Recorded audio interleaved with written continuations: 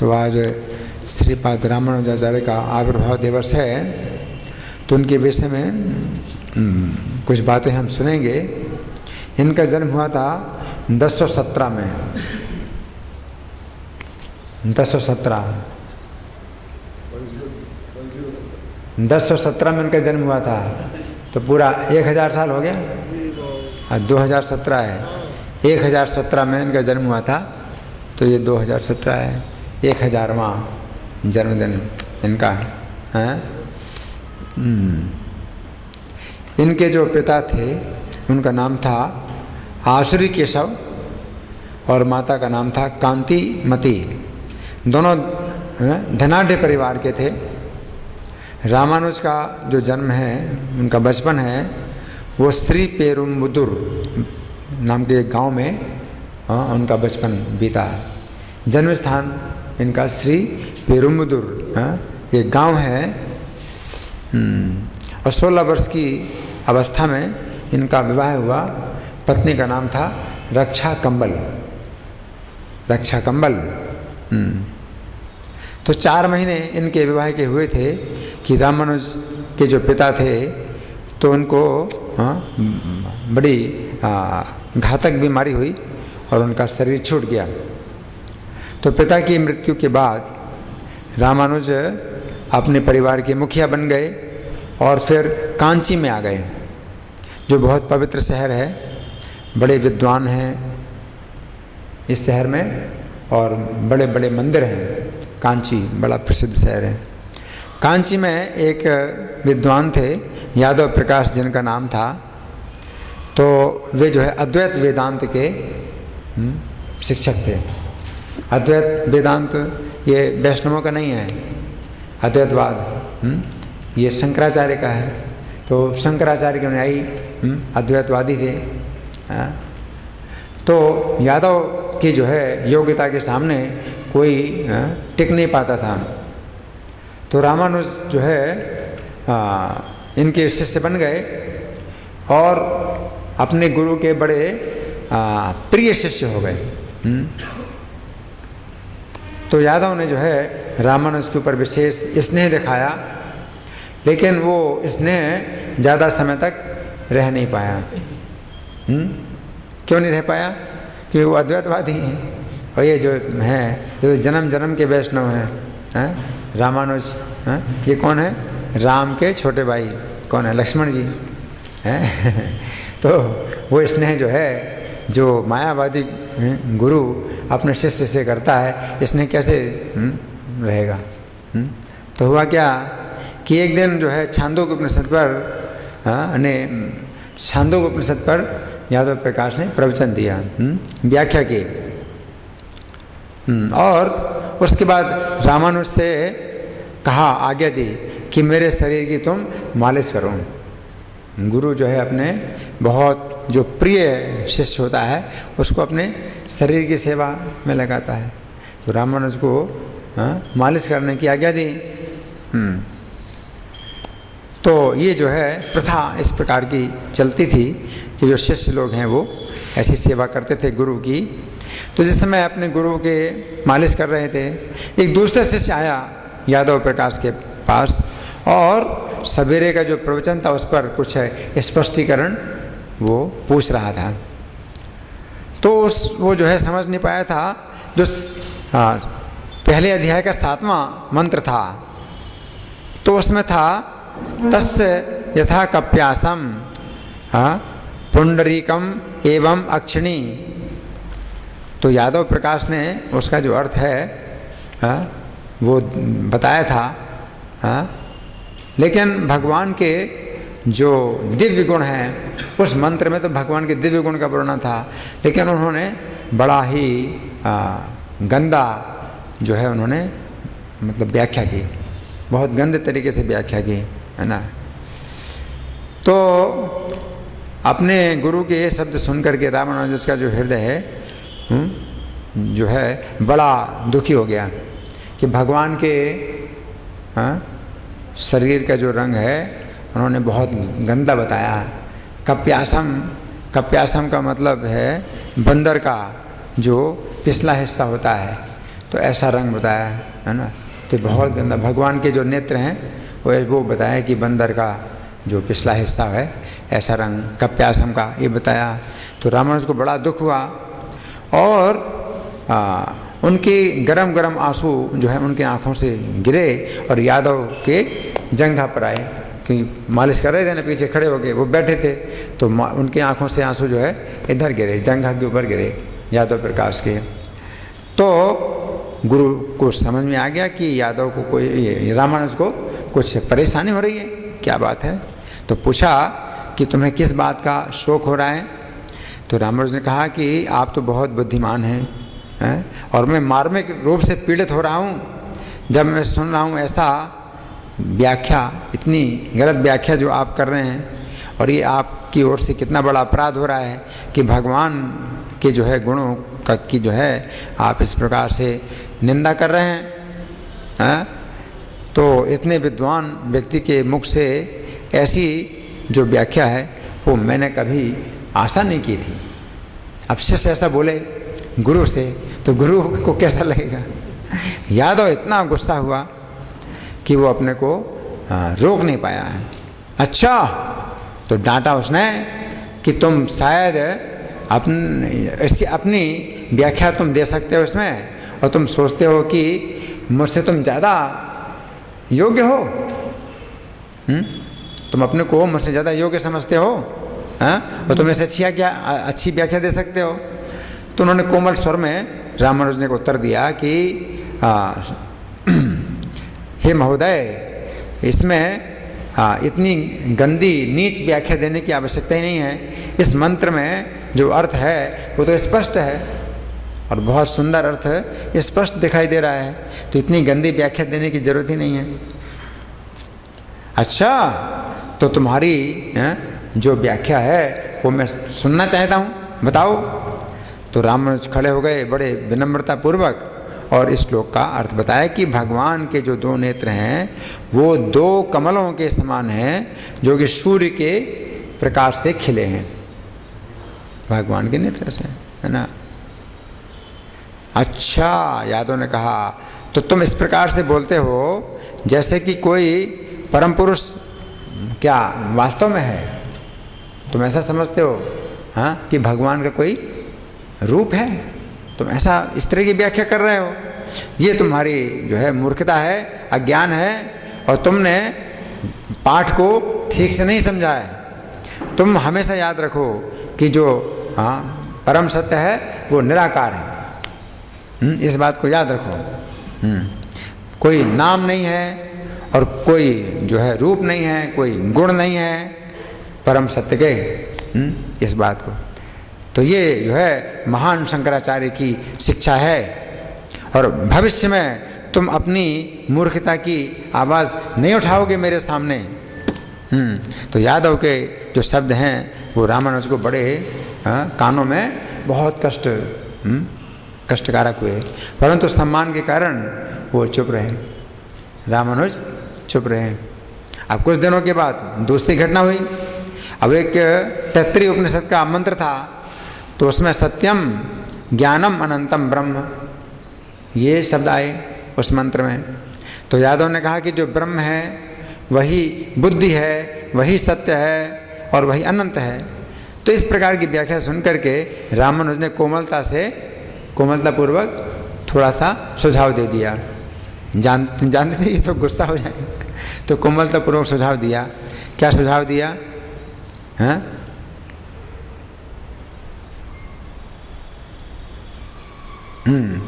कि जो ब्रह्म है उसके अंदर ये गुण है, ब्रह्म के ये गुण है, बुद्धि है, सत्य है और अनंत, ये ब्रह्म के गुण हैं। तो उन्होंने कहा था कि नहीं, ब्रह्म ही बुद्धि है, सत्य है, अनंत है। तो इन्होंने उसको कोमलतापूर्वक बताया कि ब्रह्म के ये गुण है, मतलब एक पुरुष है, ब्रह्म एक पुरुष है ना। तो इसका अर्थ है कि वो अज्ञान से नहीं ढके हुए हैं सामान्य जीवों की तरह, और वो कभी भी झूठ नहीं बोलते हैं, और उनकी जो शक्तियां हैं वो असीमित हैं, सीमित नहीं है। तो परमेश्वर समस्त शुभ गुणों के भंडार हैं और वो इन सब गुणों से ऊपर हैं। जैसे कि सूर्य का जो देवता है वो सूर्य प्रकाश से ऊपर है। तो यादव जो है अब बहुत गुस्सा हुआ और उसकी आवाज़ में जो है कांपने लगी, आवाज़ कांपने लगी। तू मूर्ख बच्चे, उसने चिल्लाया, तो मूर्ख बच्चे, तेरे जो निष्कर्ष हैं ये शंकराचार्य के अनुसार नहीं है, पूर्ववर्ती आचार्यों के अनुसार नहीं है। अगर तुम अपनी इस आग्रह को बनाए रखोगे कि कोई साकार ईश्वर है, तो तुम यहाँ क्यों आते हो मेरे समय को बर्बाद करने के लिए? तुम क्यों नहीं अपना संप्रदाय शुरू करते हो और जो को चाहो वो सिखाओ? अब तुम इस कक्षा से तुरंत निकल जाओ, यहाँ से चले जाओ यहाँ से। तो रामानुज जो है अपने आसन से उठे और शांतिपूर्वक कमरे से चले गए। और यादव जो है अब बोला, किनसे? दूसरे शिष्यों से बोला कि रामानुज सामान्य लड़का नहीं है। अगर ये अपना संप्रदाय शुरू करेगा तो इसकी भक्ति का जो संप्रदाय है वो हमारे अद्वैत संप्रदाय के लिए बहुत घातक हो जाएगा। तो इसलिए अपने संप्रदाय की रक्षा के लिए इस मूर्ख की हत्या कर देना चाहिए। तो बहुत जल्दी रामानुज ने अपना छोटा सा जो है संप्रदाय खोल लिया अपने घर में और बिल्कुल तुरंत ही बहुत लोग आने लगे उनके भक्तिमय प्रवचन सुनने के लिए। तो रामानुज के जो प्रवचन हैं पूर्ण रूप से भक्तिमय थे और उन्होंने जो है ये सिद्धांत बिल्कुल इसको खंडन किया कि जो जीव है ये भगवान के समान है या भगवान बन सकता है। उन्होंने इस सिद्धांत का बिल्कुल खंडन किया। और शंकराचार्य ने यही कहा था कि जीव क्या है, भगवान है या भगवान बन सकता है। तो उन्होंने इस सिद्धांत का बिल्कुल खंडन किया। उन्होंने सिखाया कि जो भगवान का अंश है, ये जीव जो है भगवान का अंश है और अंश का अर्थ है कि वो अंश की सेवा करे। तो उन्होंने कहा कि जैसे हाथ है शरीर का अंश है और इस प्रकार से शरीर की सेवा करता है, उसी प्रकार से जीव है वो भगवान का अंश है और उसका स्वरूप है भगवान की सेवा करना। तो रामानुज का जो सिद्धांत है वो विशिष्टाद्वैत के नाम से प्रसिद्ध हो गया। और इस प्रकार से रामानुज ने ये सब सिद्धांत जो है जब फैलाया तो अब समस्या ये हो गई कि कांची की जो जनता है वो जो है बहुत उमड़ पड़ी, रामानुज के संप्रदाय में जो है उमड़ पड़ी कांची की जनता। और इससे जो यादव प्रकाश जो घमंडी था, ईर्ष्यालु था, तो वो जो है बड़ा उद्विग्न हो गया, बहुत उद्विग्न हो गया। और उसने अपने विश्वसनीय शिष्यों को अपने पास बुलाया और कहा कि इस रामानुज जो है ये जो है कंटक है हमारे अद्वैतवाद का, और कोई दूसरा हल मैं नहीं देखता हूँ कि इस दुष्ट की हत्या करने के सिवा, इस दुष्ट की हत्या ही करना चाहिए। तो यादव के जो शिष्य थे तो पूरी तरह से अपने गुरु के से सहमत थे। वो भी रामानुज से ईर्ष्या करते थे। और इस प्रकार से उन्होंने रामानुज की हत्या करने की योजना बनाई। तो गंगा जी की पूजा करने का बहाना बना करके यादव और उनके जो शिष्य हैं उन्होंने बनारस की यात्रा करने की योजना बनाई। और रामानुज से कहा कि तुम भी हमारे साथ चलो। किसने कहा? यादव प्रकाश ने। किससे कहा? रामानुज से, तुम भी हमारे साथ चलो। कहाँ? बनारस। कांची से बनारस जाएंगे। तो रामानुज को तो कुछ पता नहीं था कि इनकी योजना कितनी गंदी है, कि मेरी हत्या करना चाहते हैं। तो रामानुज ने उनके आग्रह को स्वीकार कर लिया। और जब ये इनका जो दल है चलने वाला था तो रामानुज ने अपने चचेरे भाई गोविंद से कहा कि तुम भी मेरे साथ आओ।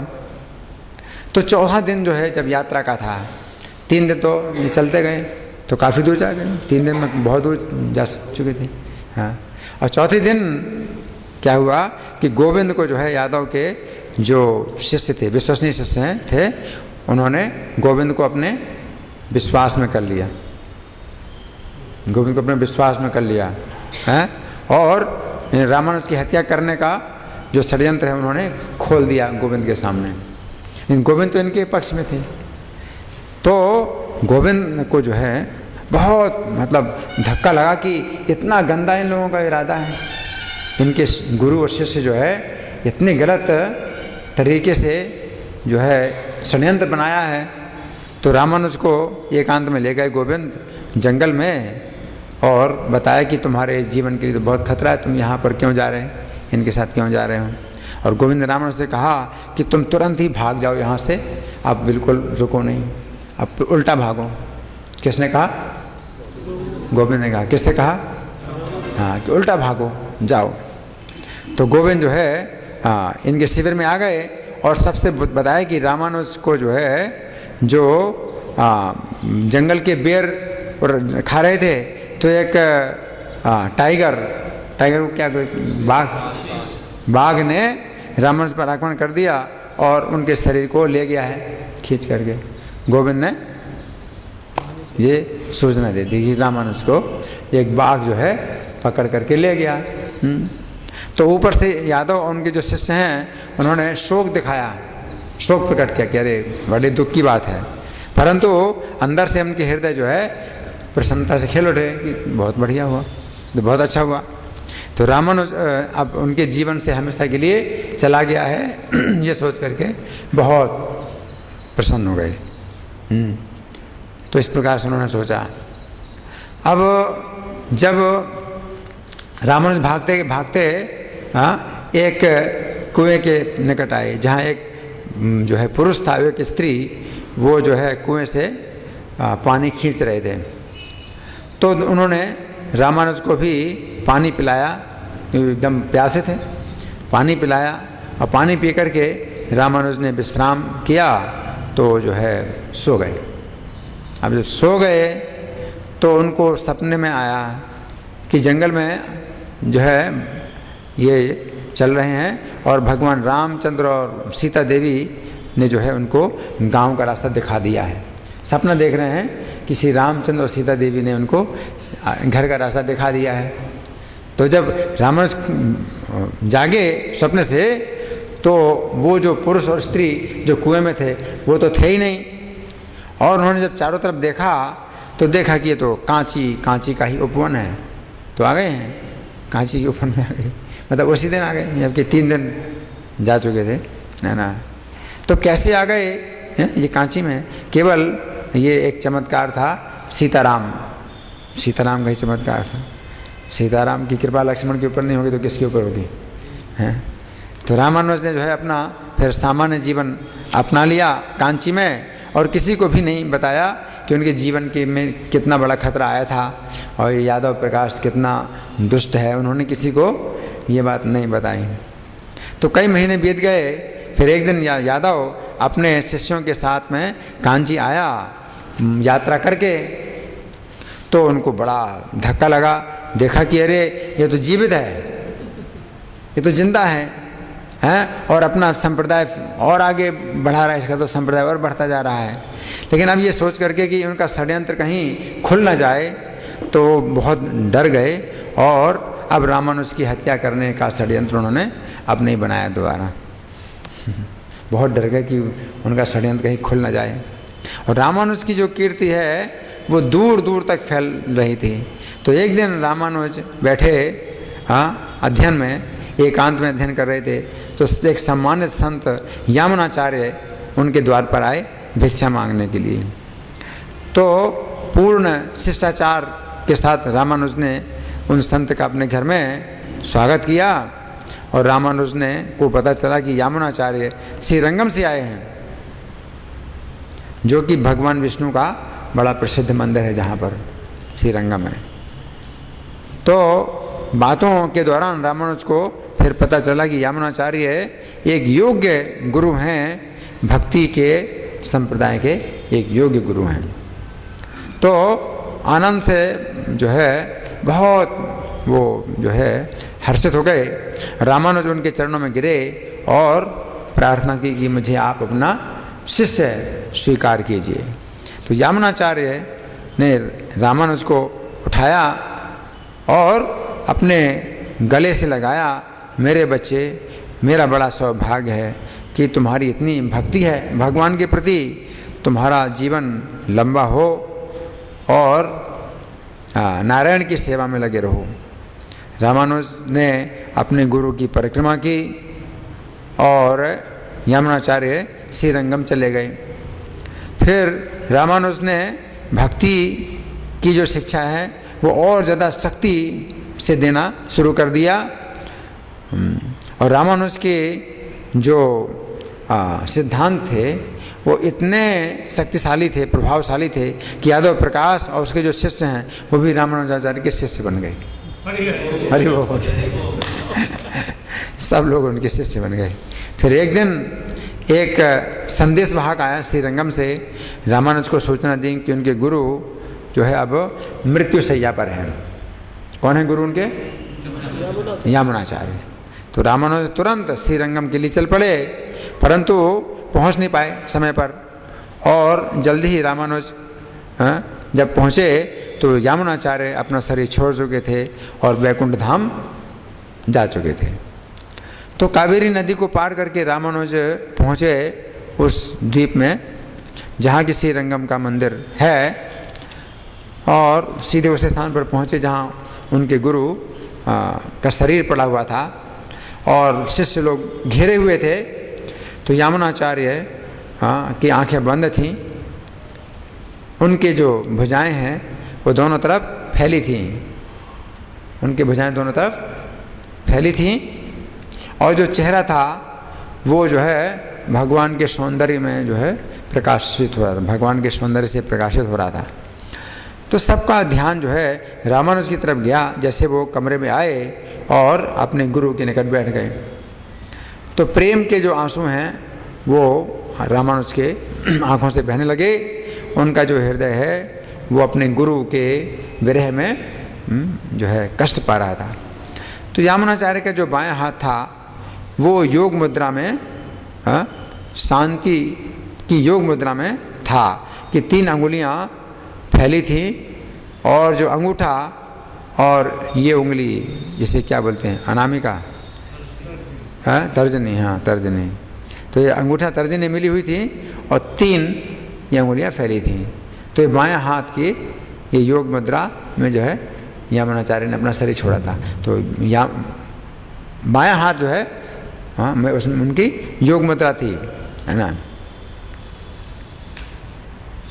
परंतु उनका जो दाहिना हाथ था तो वो जो है मतलब इस तरह से था, बंद था, जैसे मुट्ठी होती ना, इस तरह से बंद, मुट्ठी बंद दाहिना हाथ।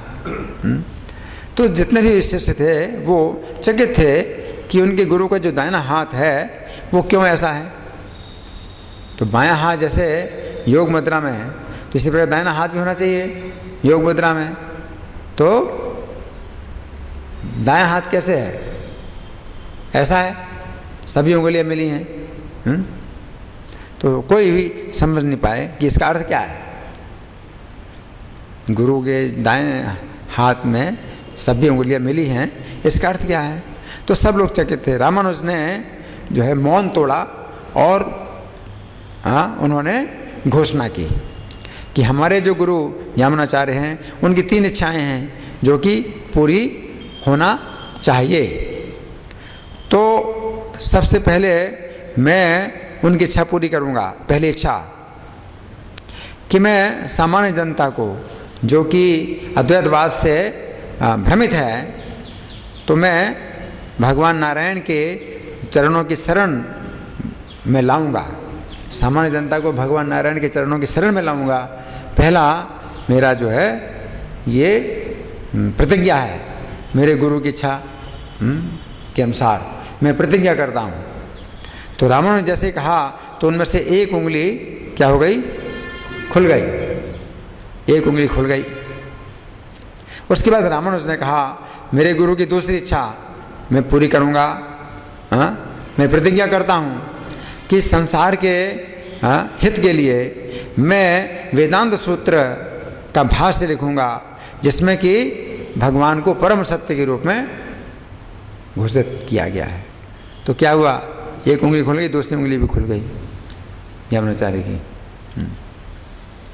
तो इस तरह से दूसरी उंगली खुल गई। तो रामानुज ने कहा तीसरी मेरे जो गुरु महाराज की इच्छा है उसको मैं पूरी करूँगा। मैं प्रतिज्ञा करता हूँ कि पराशर मुनि के सम्मान में जिन्होंने कि जीवों को जो है ये घोषित किया है कि वे भगवान के सेवक हैं, तो मैं अपने एक शिष्य का नाम जो है पराशर रखूँगा। पराशर मुनि अपने एक शिष्य का नाम रखूँगा। पराशर मुनि के सम्मान में अपने एक शिष्य का नाम भी पराशर मुनि रखूँगा। तो रामानुज अब शांत हो गए, मौन हो गए और गुरु महाराज की तीसरी उंगली भी खुल गई। अब क्या हो गई है, योग मुद्रा में हो गई। तो दाहिना हाथ भी योग मुद्रा में आ गया, है ना। तो सब जो यहाँ बैठे हुए थे इस चमत्कार से बड़े आश्चर्यचकित हो गए और उस दिन से सबने स्वीकार कर लिया कि अब गुरु जी के बाद आप ही हमारे लीडर हैं। सबने स्वीकार कर लिया, अब तो स्वीकार ही करना होगा कि भाई अब आप ही हमारे गाइड हैं, कि हमारे गुरु चले गए हैं और कौन है हमारा गाइड, आप ही हैं।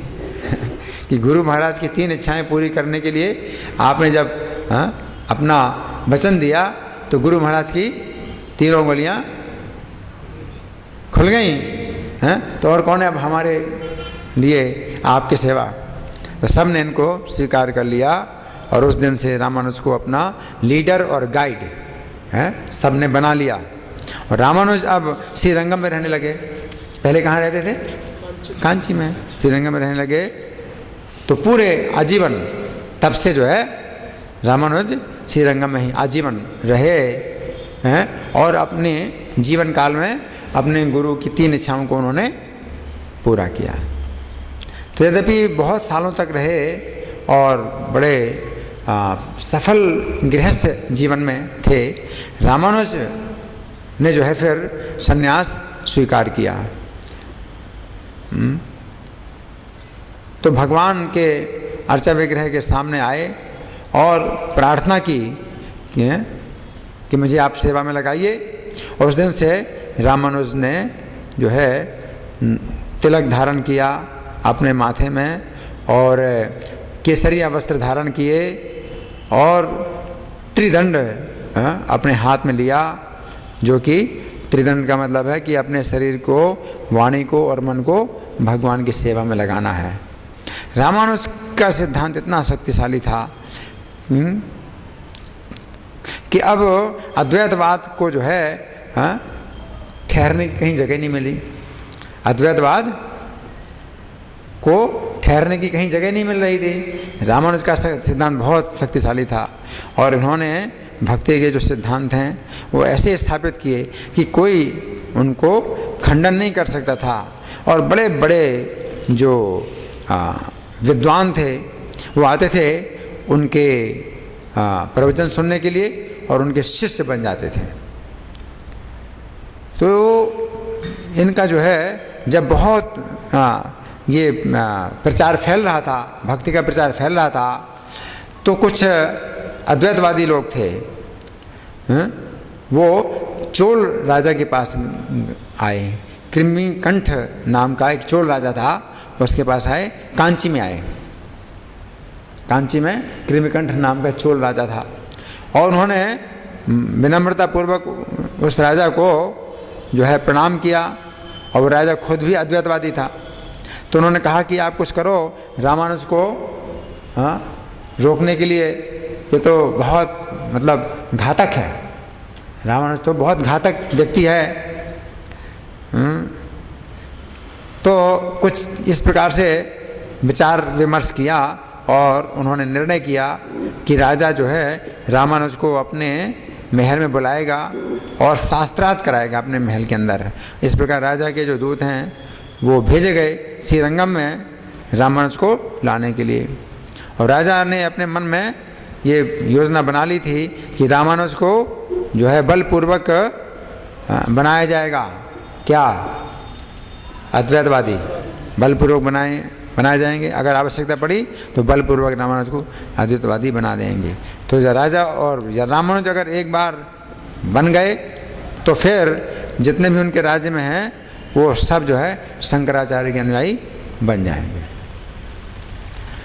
तो राजा के जो दूत हैं जब श्रीरंगम में आए तो रामानुज तैयार हुए कांची जाने के लिए, लेकिन कुरेश जो उनका बड़ा बुद्धिमान शिष्य था तो उसने विश्वास नहीं किया राजा के ऊपर, और उसने अपने गुरु से प्रार्थना की कि आप मुझे भेज दीजिए वहाँ, आप मुझे भेज दीजिए वहाँ।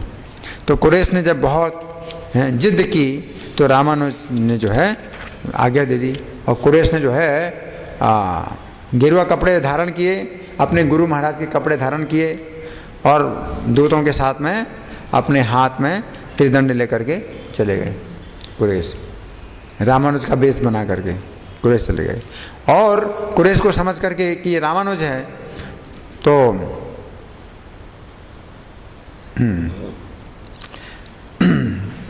रामानुज जो है आप मतलब कांची में ही रहे, कांची में श्रीरंगम में रहे। जब कुरेश पहुँचे राजा कृमिकंठ के महल में तो बड़ा स्वागत किया, राजा ने बड़ा स्वागत किया ये समझ करके कि रामानुज है। बाद में जब कुरेश ने राजा कृमिकंठ के जो गलत सिद्धांत है उसका विरोध किया तो राजा कृमिकंठ ने आदेश दिया अपने सैनिकों को कि कुरेश को बंदी बना लो और इसकी आँखें जला डालो, आँखें जला दो। कुरेश ने समझ करके क्या समझ के कि रामानुज है, इसको बंदी बना लो, इसकी आँखें जला दो। तो राजा के जो लोग हैं कुरेश को बंदी बना दिया और जो है अंधा कर दिया और फिर जंगल में छोड़ दिया। कितना भयानक व्यवहार है। उसने उसको अंधा कर दिया और फिर जंगल में छोड़ दिया। तो इतना भयानक अनुभव कुरेश को हुआ, लेकिन कुरेश ने कोई विरोध नहीं किया और उसको बड़ी शक्ति मिली ये जान करके कि उनके गुरु महाराज सुरक्षित हैं। ऐसी भावना, शिष्य की ऐसी भावना ना कि उसको और शक्ति मिल रही थी ये समझ के कि मेरे गुरु सुरक्षित हैं। तो कुछ लोगों की सहायता से, कांची के लोगों की सहायता से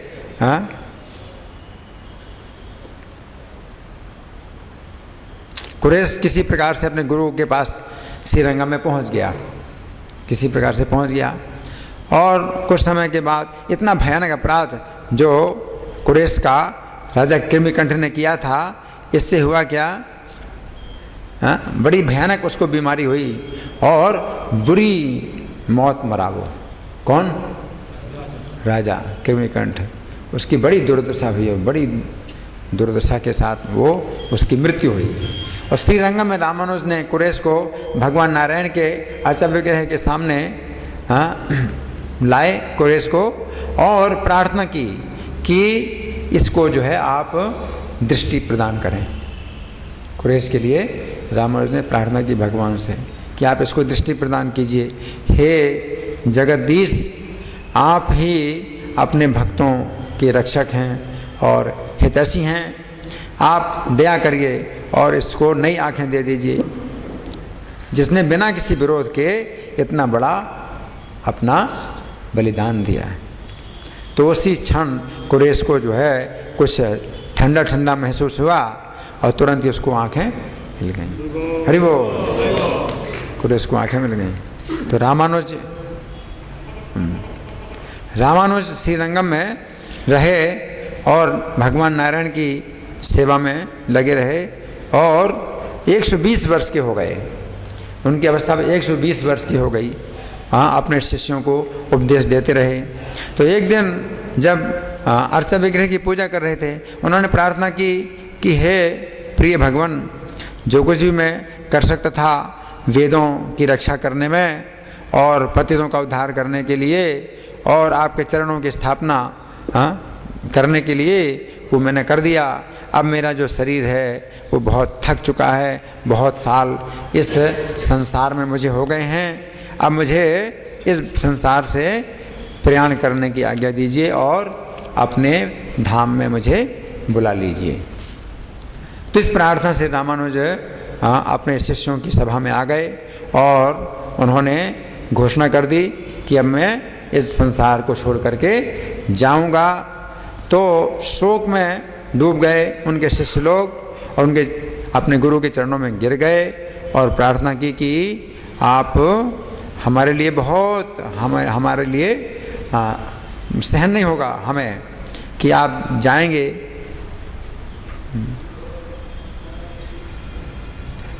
तो अपने शिष्यों पर दया करके आप कुछ समय और रहिए, इस संसार में रहिए। तो रामानुज फिर 3 दिन और रहे और उनके अपने शिष्यों को उन्होंने सांत्वना दी और अपनी अंतिम शिक्षाएं दी कि हमेशा भगवान के जो भक्त हैं उनकी संगति में रहना और उनकी सेवा में रहना, और जैसे तुम अपने गुरु की सेवा करते थे उसी प्रकार भक्तों की सेवा करना और वेदों की जो शिक्षाएं इनमें विश्वास रखना, जो बड़े बड़े साधु संत हैं उनकी शिक्षाओं में विश्वास रखना और कभी अपनी इंद्रियों के वशीभूत नहीं होना और हमेशा 3 जो शत्रु हैं आत्मज्ञान के, काम क्रोध लोभ, इन पर विजय प्राप्त करने के लिए संघर्ष करना, भगवान नारायण की सेवा करना और उनके पवित्र नामों के कीर्तन में आनंद लेना और इन पवित्र नामों को ही अपना पूर्ण आश्रय बनाना। जो महान भक्त हैं उनकी सेवा के द्वारा भगवान बड़ी जल्दी प्रसन्न होते हैं। तो ये सब बातों को याद रखते हुए तुम्हें इस जीवन में सुखपूर्वक रहना है और अगला जीवन प्राप्त करना है। इस प्रकार से रामानुज ने जो है गोविंद के सिर में अपना सिर रख करके, गोविंद के गोद में अपना सिर रख करके और अपने मन को भगवान में स्थिर करके अपना भौतिक शरीर त्याग दिया और वैकुंठ में चले गए। इस तरह से रामानुजाचार्य के बारे में कुछ बातें हैं। इसमें कुछ है नहीं ना? अच्छा, ये घटना रामानुजाचार्य, ये घटना 10 अप्रैल 2014 की है। आज के दिवस पर ईष्टोप कैलाश वाले मंदिर में प्रातःकालीन कक्षा में मैं बैठा हुआ प्रवचन सुन रहा था। ये 10 अप्रैल 2014 की घटना है। उस समय व्यासन पर बैठे हुए प्रवक्ता ने कुछ कारणवश श्रीपाद रामानुजाचार्य के जीवन की एक घटना सुनाना प्रारंभ किया। उन्होंने बताया कि जिस समय तिरुपति नाम के स्थान में पर्वत के ऊपर श्री वेंकटेश्वर को प्रतिदिन फूलों की माला अर्पण करने के लिए श्रीपाद रामानुजाचार्य ने अपने समस्त सन्यासी शिष्यों की एक सभा बुलाई। वेंकटेश्वर है ना, भगवान है। तो उस समय मतलब कोई पूजा भी नहीं करता था और पर्वत के ऊपर थे और कोई चढ़ना भी बड़ा मुश्किल था।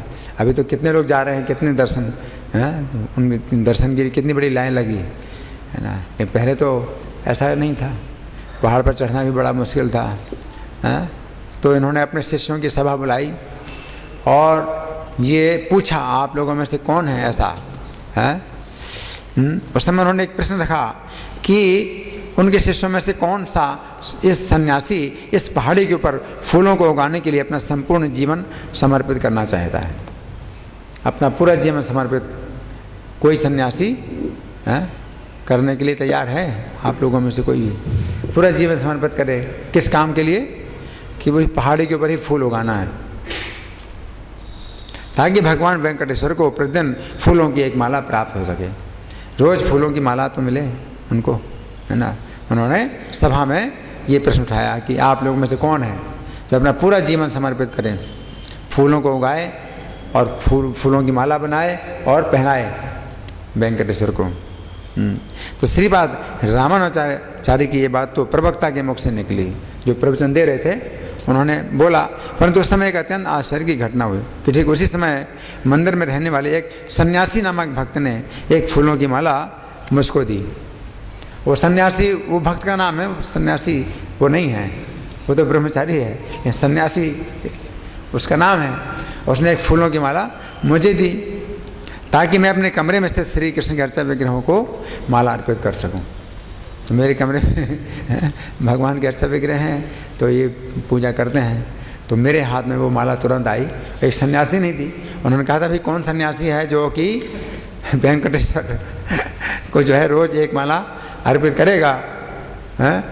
तो उसी समय एक सन्यासी नाम का भक्त था, वो सन्यासी नहीं है लेकिन नाम तो था, तो नाम का भी सन्यासी तो भी एक मतलब योग बना ना कि सन्यासी नाम का ही एक भक्त ने मुझे एक माला दी कि भाई मैं अपने कमरे में जाऊंगा तो अर्चा विग्रहों को अर्पित करूंगा। अब यदि हम गहराई से विचार करें तो इस घटना में 3 आश्चर्य हुए। पहला आश्चर्य तो ये हुआ कि श्रीपाद रामानुजाचार्य ने प्रश्न रखा था कि कौन सन्यासी परिश्रम करने के लिए तैयार है कि वेंकटेश्वर को फूलों की माला प्राप्त हो। तब ठीक उसी समय एक सन्यासी नाम का भक्त मेरे अर्चा विग्रह को माला प्राप्त कराने के लिए मेरे निकट माला लेकर के आ गया। वेंकटेश्वर को माला होना मिलना चाहिए, तो मेरे कमरे में भी जो भगवान हैं तो वहाँ कौन सेवा करने के लिए आएगा। तो जैसे पर्वत में वेंकटेश्वर की कौन सेवा करेगा, तो एक जो है मतलब योग बन गया। तो यहाँ पर मिलान ये हुआ कि कथा में सन्यासी शिष्य की बात आई थी, ठीक उसी समय मेरे पास सन्यासी भक्त आया। दूसरा आश्चर्य ये हुआ कि मुख्य प्रयोजन था कि अर्चा विग्रह को फूलों की माला प्राप्त हो, और मुझे ठीक उसी समय फूलों की माला प्राप्त हुई। ठीक उसी समय जब उन्होंने कहा भाई फूलों की माला मिलना चाहिए वेंकटेश्वर को, उस समय मुझे फूलों की माला मिली। फिर तीसरा आश्चर्य ये हुआ कि कथा में बात आई थी कि अर्चा विग्रह को प्रतिदिन फूलों की माला प्राप्त हो, या भाई रोज फूलों की माला मिलना चाहिए, है ना। और आज मेरे अर्चा विग्रह के लिए फूलों की माला प्राप्त होने के कारण प्रद्युम्न प्रिया प्रभु आज के बाद प्रतिदिन कहीं ना कहीं से अर्चा विग्रह के लिए फूलों की माला प्राप्त करने लगे। तो एक दिन मतलब पहले दिन माला प्राप्त हुई और अगले दिन से इन्होंने जो है ये चिंता ले लिया अपने ऊपर और रोज़ फूलों की माला देने लगे। तो जो मतलब 3 ये जो है योग हैं वो इस समय बने। श्री कृष्ण के द्वारा बनाई हुई ऐसी अद्भुत घटना योग को देखकर मैं तथा मेरे संग अत्यंत विस्मित था, बार बार हर्षित हुए। तो ऐसे आश्चर्य। अब आप लोगों की ओर से कोई प्रश्न है या कोई चर्चा? हाँ जी बोलिए।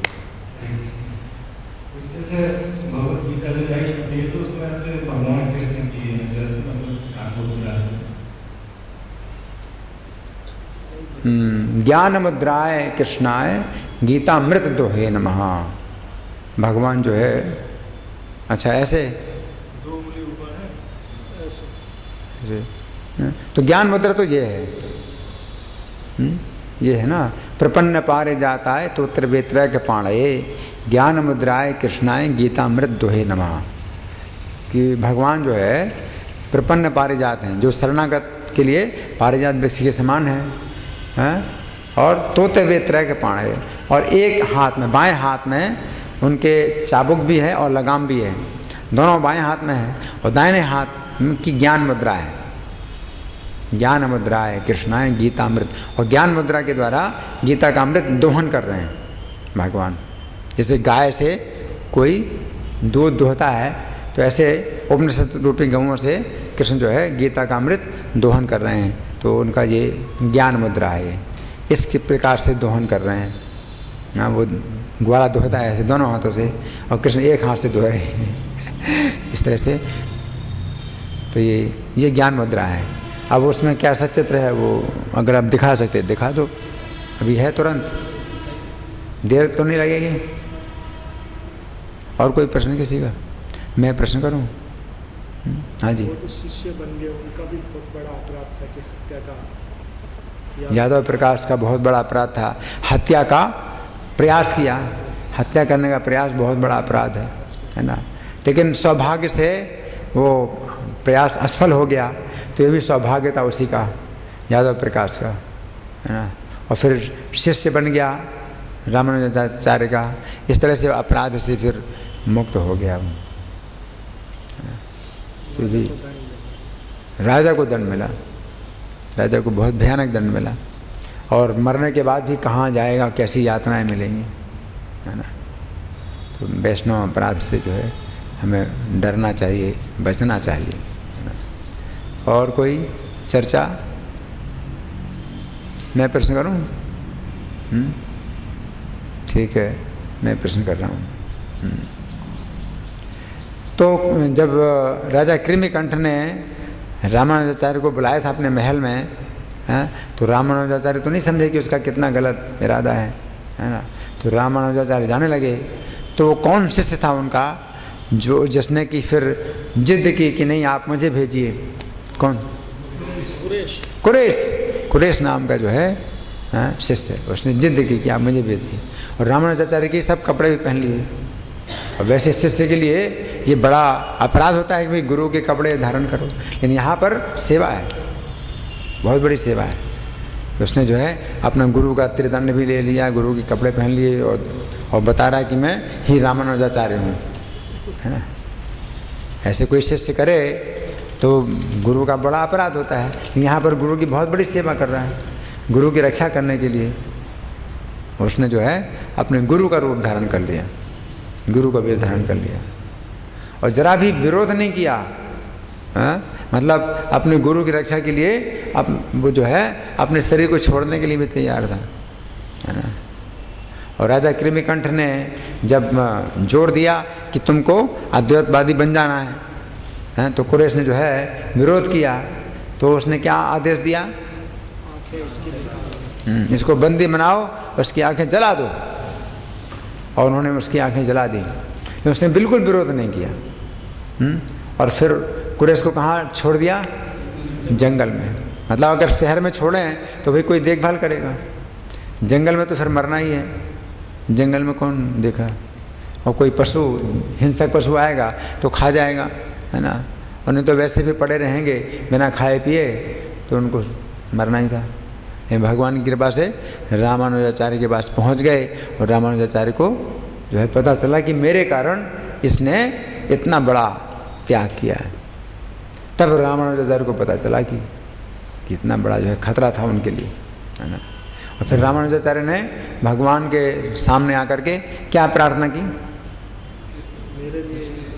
मेरे लिए इसने अपनी आंखें खोई हैं, तो आप इसको आंखें दीजिए। और तुरंत क्या हुआ? तुरंत आंखें आ गई, तुरंत आंखें आ गई। तो इस तरह से रामानुजाचार्य की जो सेवा में जिसने अपने को खतरे में डाला था, उसकी सुरक्षा हुई, कुरेश की रक्षा हुई, है ना। रामानुजाचार्य के जीवन में कई घटनाएं हैं। एक घटना है कि एक जैन राजा था, तो उसने भी अपने राज्य में रामानुजाचार्य को बुलाया और शास्त्रार्थ के लिए ललकारा, चुनौती दी। तो उनके जो है 9 जो है विद्वान थे जो कि शास्त्रार्थ करेंगे, रामानुजाचार्य के साथ में 9 विद्वान शास्त्रार्थ करेंगे, है ना। तो रामानुजाचार्य के पास सामने समस्या थी कि 9 विद्वानों के साथ एक साथ कैसे शास्त्रार्थ करेंगे। तो उन्होंने कहा कि मुझको एक पर्दे के अंदर रखो, चारों तरफ मुझे एक पर्दा बना दो मेरे लिए, और जो है 9 खिड़कियाँ बना दो जिनसे मैं इनसे शास्त्रार्थ करूँगा। तो 9 खिड़कियाँ बना दी, चारों तरफ 9 खिड़कियाँ बना दी, और रामानुजाचार्य को पर्दे के अंदर बंद कर दिया। उन्होंने अपने 9 मुख विकसित कर लिए। जैसे वो तो शेष जी 1000 मुख वाले हैं, तो अपने 9 मुख बना लें तो क्या दिक्कत है। 9 खिड़कियों से 9 विद्वानों को जो है एक साथ परास्त कर दिया। तो उन्होंने जो है ऐसा। अब ये तो मैं नहीं जानता, मतलब वैसे तो ये है, इस तरह की है। अच्छा, ये पहले वाले में नहीं था इस तरह का ना। तो ये तो मैं नहीं जानता कैसी है, लेकिन ये इस तरह की ज्ञान मत ऐसे बोलते हैं, ठीक है। हाँ? अगर ऐसे होता तो आदेश हो जाता, तो लेकिन अर्जुन को आदेश नहीं दिया उन्होंने। करना करो सुनो, अंतिम अंत में कहा है तो ठीक करो, सोचो तो। नहीं, फिर भी वो आदेश तो है ही है, भगवान का आदेश। पत्र का मैं ना पूर्व आती है कुंडली ऐसे। हाँ पत्र का छपती है ना, बैक टू हाँ हाँ उसमें एक कुंडली पूर्व आती है। हाँ हाँ। तो ये संकेत है, एकला ईश्वर कृष्ण, एक कृष्ण एकला ईश्वर कृष्ण और सब वृत्त है। किसी ने ऐसी व्याख्या करी ब्रह्म कुमारी वाले ने। कृष्ण भी ऐसे किए हुए, इसका मतलब कृष्ण से भी ऊपर कोई है। हाँ, ब्रह्मा कुमारी वाले जो है इसका गलत अर्थ निकालते हैं कि कृष्ण जो है ऐसा कर रहे हैं, इसका मतलब वो बता रहे हैं कि हाँ, जो परम सत्य है वो उनसे भी ऊपर है, वो ऊपर की तरफ इशारा कर रहे हैं, परम सत्य उनके भी ऊपर है ना। तो इस तरह से उन्होंने गलत व्याख्या की। उसका उत्तर मैंने दिया था ना, मुझे याद नहीं आ रहा क्या उत्तर दिया था। तो आज रामानुजाचार्य का आविर्भाव दिवस है, तो आज बहुत ही पवित्र दिन है और ऐसे दिन में ऐसे आचार्यों की कृपा का द्वार खुला रहता है, तो हम सीधे प्रत्यक्ष कृपा प्राप्त कर सकते हैं। तो हमें प्रार्थना करना चाहिए रामानुजाचार्य की कृपा हम लोगों को प्राप्त हो। श्रीपाद रामानुजाचार्य आविर्भाव तिथि महामहोत्सव की, श्रील प्रभुपाद की। अब आप कुछ बोल दीजिए पुस्तकों के बारे में।